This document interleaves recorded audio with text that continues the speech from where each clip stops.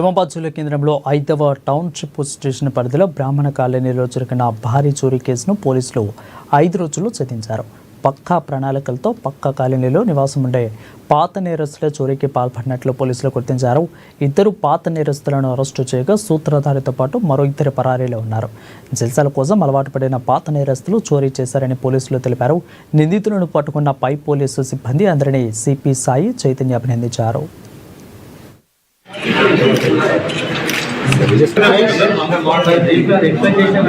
ఒక 33 tolas of gold recovery చేయడం జరిగింది.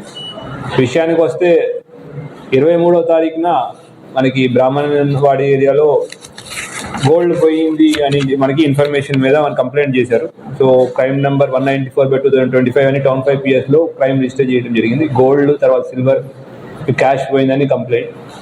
సో అక్కడున్న మన ఆఫీసర్స్ అక్కడికి వెళ్ళి ఫీల్డ్ విజిట్ చేసి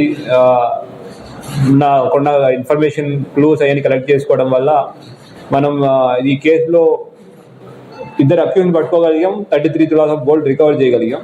అయితే మొత్తం ఈ ఇన్వెస్టిగేషన్లో వాళ్ళని పట్టుకుని క్వశ్చన్ చేస్తే తెలిసింది ఏంటంటే 5 ఒక టీమ్ లాగా ఫామ్ అయ్యారు. షేక్ సాదిక్, తర్వాత వినోద్ శర్మ,